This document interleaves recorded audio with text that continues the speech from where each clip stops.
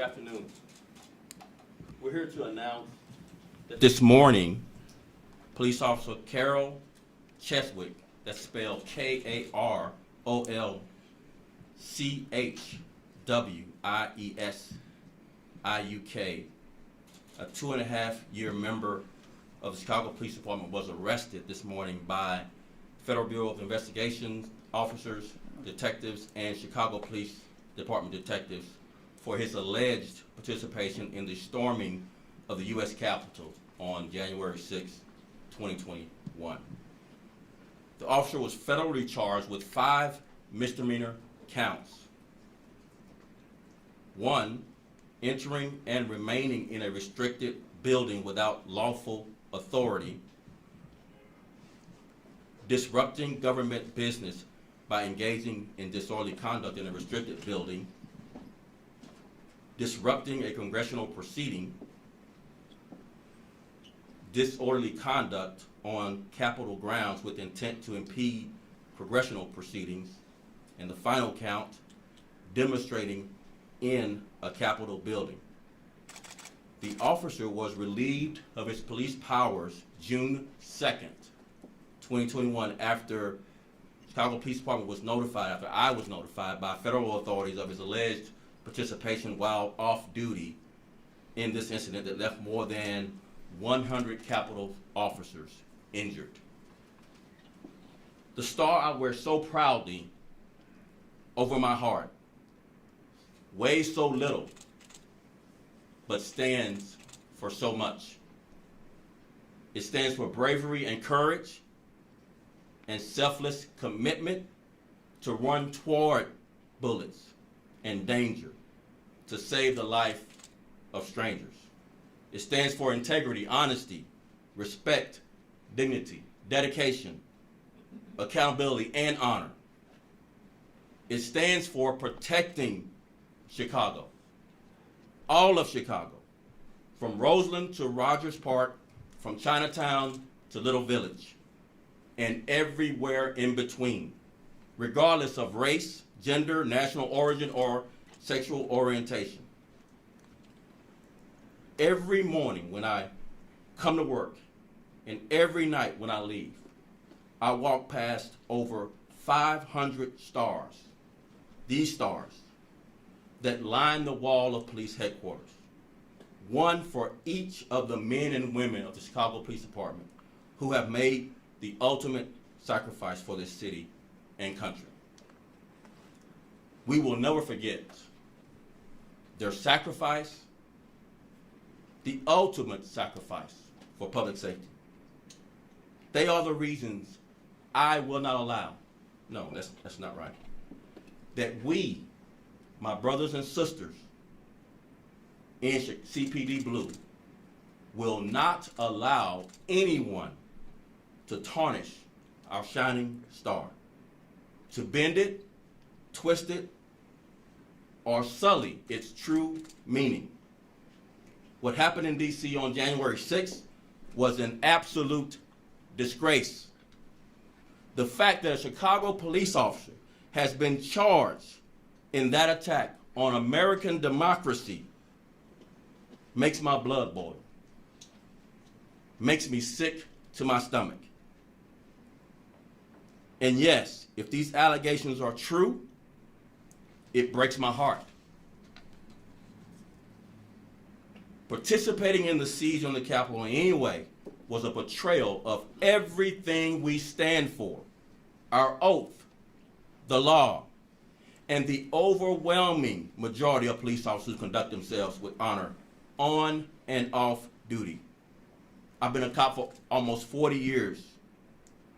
I've stood by cops, and I've fired cops, terminated them, separated them from employment, who should have never been hired, and others who lost their way once on the job, threatening our most valuable crime-fighting tool, the community's trust. Building bridges and growing community trust are vital to making Chicago a safer city for us all. But trust is hard to earn and so easy to lose. It belongs to all of us, this trust. And is it up to one person, one individual to throw away? Our officers are sworn to uphold high standards. Any officer who violates these standards will be held accountable and has no place, no safe harbor in the Chicago Police Department. We have a zero tolerance for hate and extremism of any kind within the Chicago Police Department.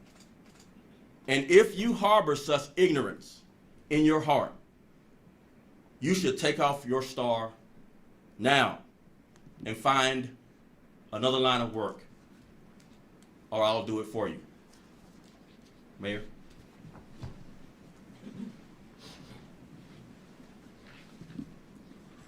Thank you, Superintendent. I stand before you as someone who is black, a female, and a lesbian. Members of multiple communities that through time have been discriminated against just because of who we are and what we represent. We're joined today by leaders all across the spectrum in our city to send a very clear, unequivocal statement. In the city of Chicago, a city built by people of color, immigrants and refugees, people coming from all over the globe to call Chicago home, in this place, we will have no tolerance for hate, period. Clear, simple message. We are an engaging, inclusive city, and as long as I am mayor, and as long as these great people who are standing with us today have anything to do with it, that is who we will be, that is who we will strengthen, that is who we will teach our children to be.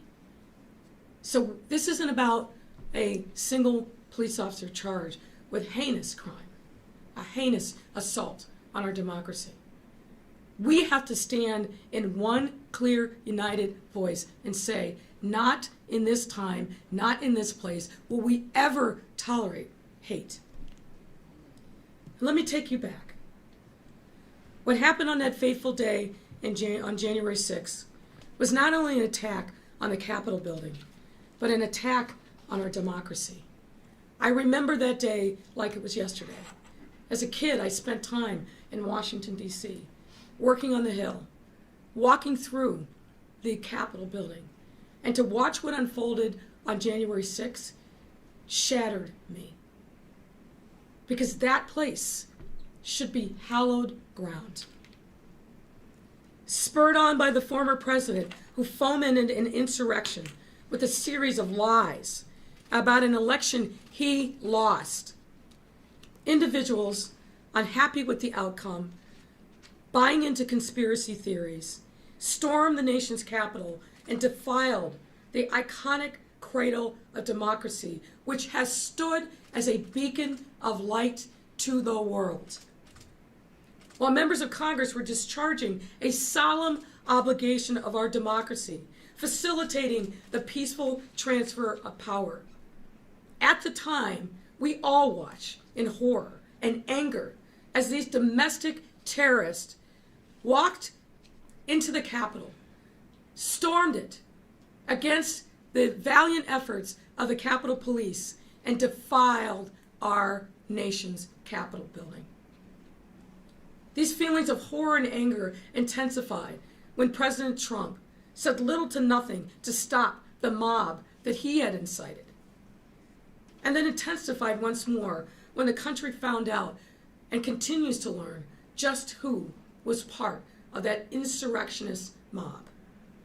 Family members, neighbors, business owners, and sadly, even public servants. One of those was a Chicago police officer, bringing a total disgrace to the badge, as the superintendent said. CPD should and must always hold officers accountable for their actions both on and off duty. And this time will be no different. This kind of behavior can never be tolerated here in Chicago, not in our police department, nor anywhere else in our city. As I said before, hate has no home here, period. And we owe it to our communities who face discrimination on a daily basis, and especially our Asian American and Pacific Islanders, LGBTQ+, our Jewish community. Every group that is represented here today and more has been under siege over the course of this pandemic, but even before them. Right? The dirty little secret of this pandemic is it brought huge, huge hardship and sacrifice and fear because of the virus, but also because of the hate that was unleashed against our communities. We must do better, which is why we are standing here today to say we're not going to tolerate this. We have to take swift action against anyone who perpetuates hate, because hate against one of us is hate against all of us. That includes holding the former president accountable for enabling, encouraging, and defending this abhorrent insurrection and all his enablers here and across the country and shamefully in the halls of Congress, as well as the president of the Chicago chapter of the Fraternal Order of Police, John Cantazzara. As you may all remember, Cantazzara took it upon himself to defend the actions of the domestic terrorists who stormed our Capitol on January 6th.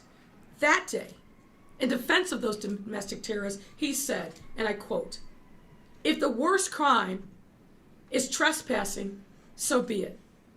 But to call these people treasonous is beyond ridiculous and ignorant. This is not the same. This is not some mass insurrection coup attempt," close quote. Those were his words on that day. And like Cantazzara has done shamefully so many times over the years, he blew a dog whistle that day that was heard and answered. And it was only after he learned that a police officer had been murdered by these domestic terrorists did he try to walk back his statements. He spoke his truth that day. And that truth is something that is reprehensible and repulsive and unacceptable in any form, but coming from a leader of a police union. And that's why he was sanctioned by the national FOP in a rare rebuke that condemned his remarks, and rightfully so.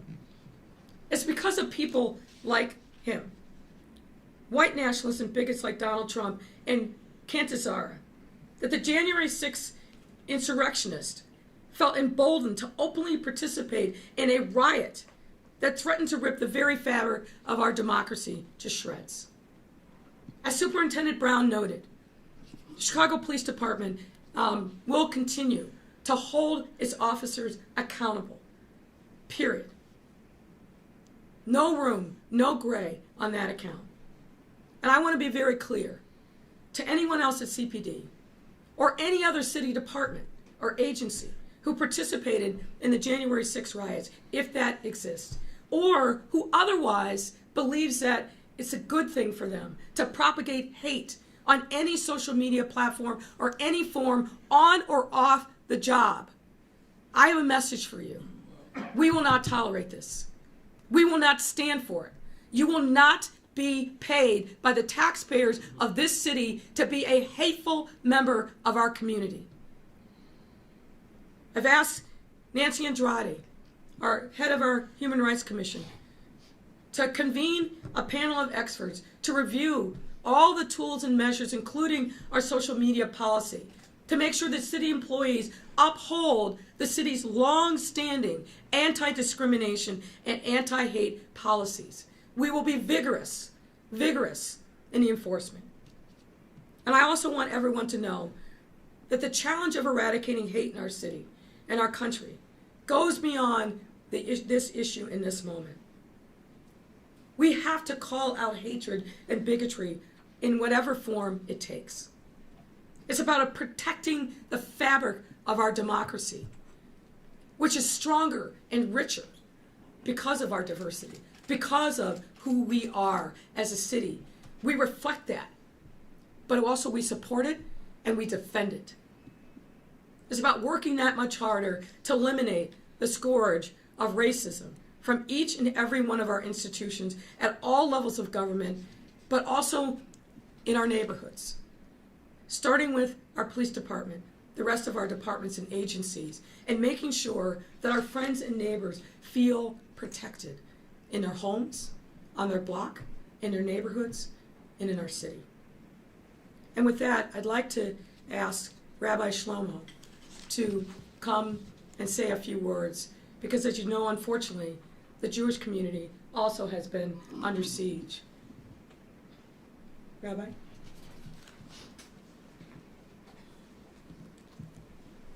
Thank you, Madam Mayor. I am here today along with a very diverse group of leaders for one reason, because today is, like the mayor said, not just an opportunity to focus on one individual, but on a much larger issue, to make a statement that we stand united against hate. But it's important for us to realize that hatred comes in all shapes, forms, and sizes, and from different sources as well. Sometimes it comes from the far right, sometimes there are enablers on the far left. This is not political. Regardless of one's political views, there's room for diversity. But we have to come and we have to be united against hate in whatever form it comes, and we have to denounce it and call it out for what it is. In my conversation with the mayor this morning, I was reassured once again, and I know this because this is who the mayor is, that hatred will never be tolerated, no matter where it comes from. The recent events in the Middle East did bring out some very troubling incidences on the East Coast, to the West Coast, and even here in the Chicago area. Hate will not be tolerated. I still have faith in our law enforcement, in the Chicago Police Department, and I'm grateful to our city government, to our mayor, and to our law enforcement officers who are there to protect us, are there to combat the scourge of hatred and bigotry.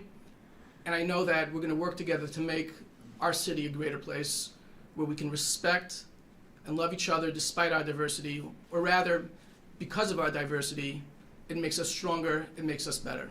Thank you.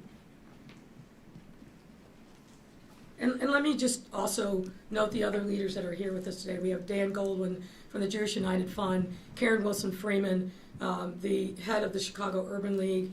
You just heard from Rabbi Shlomo.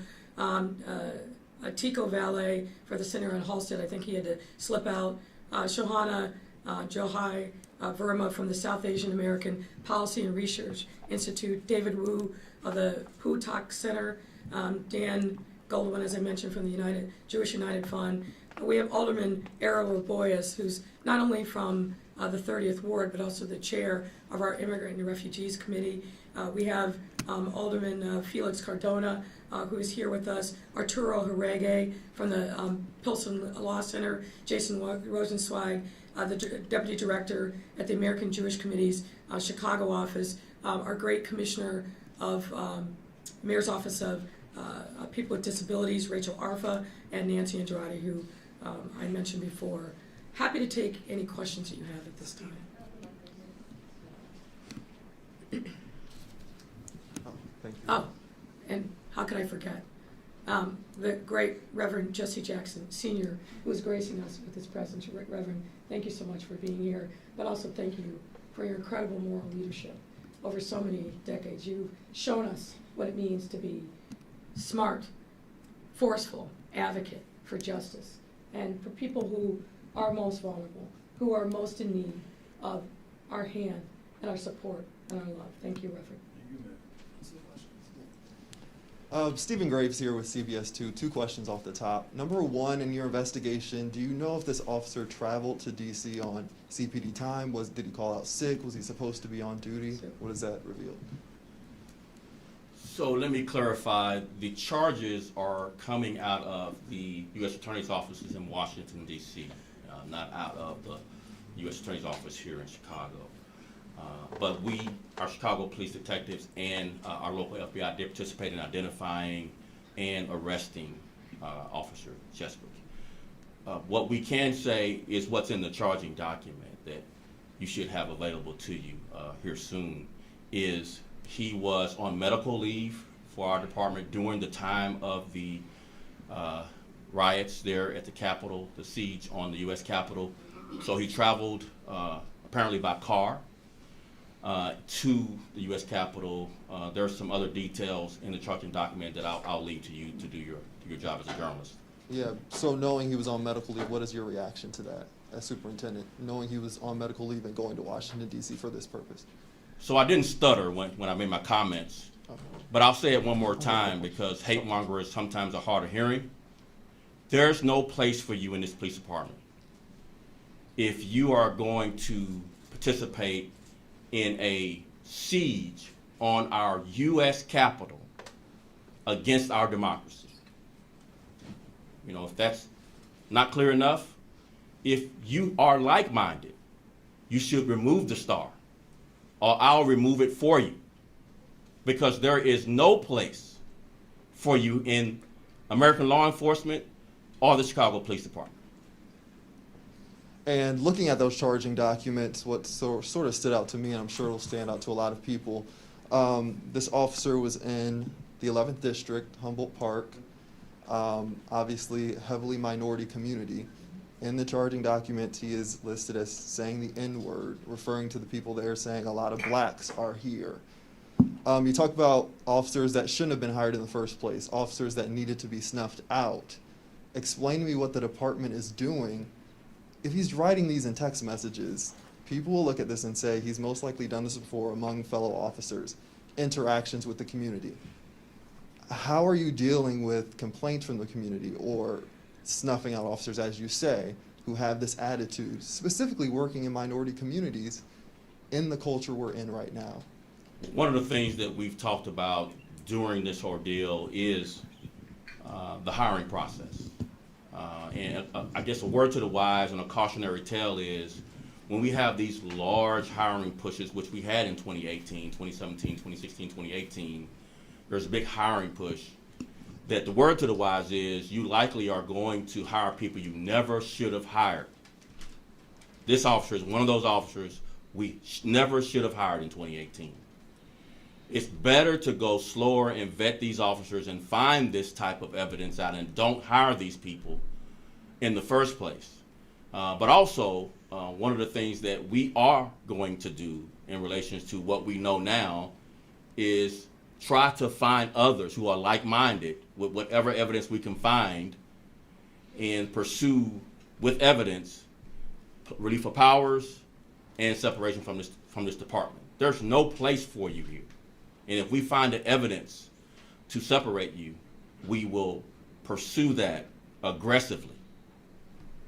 Superintendent, you can stay there. Regina Waldrop with NBC5 News. Can you walk us through when you first found out about this officer's involvement, question one? Question two, are you concerned that more people in the department may have taken part in the insurrection?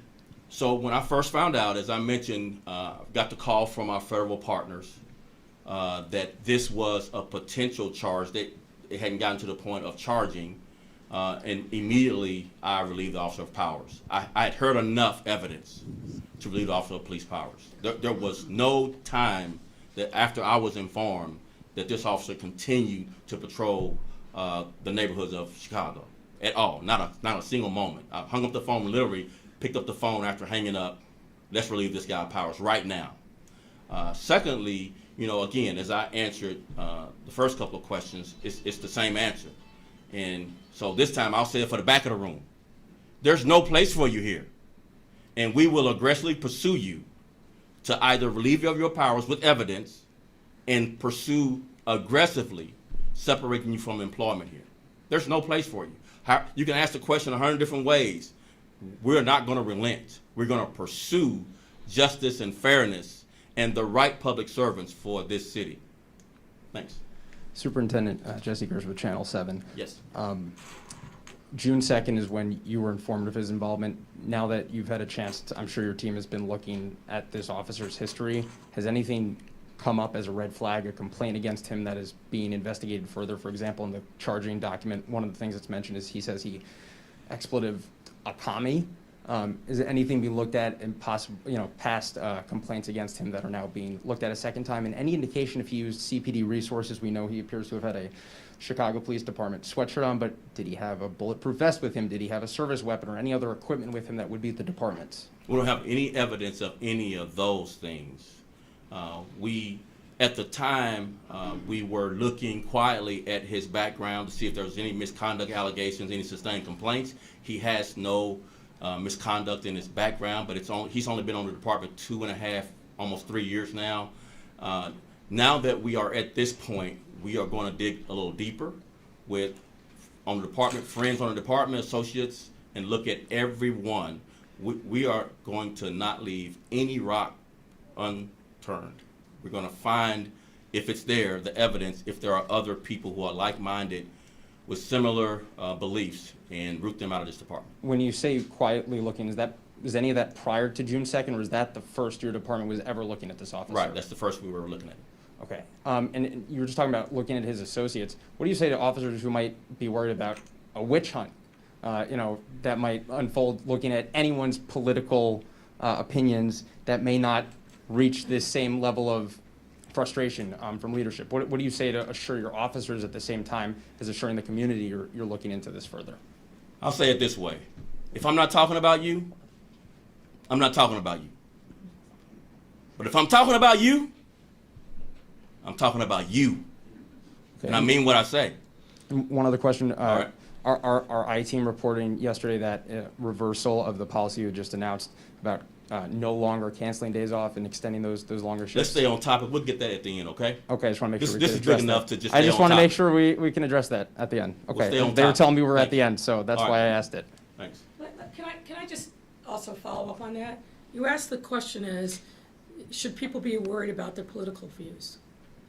Being a hateful bigot is not a political view. Being a hateful bigot is the antithesis of who we are as a country.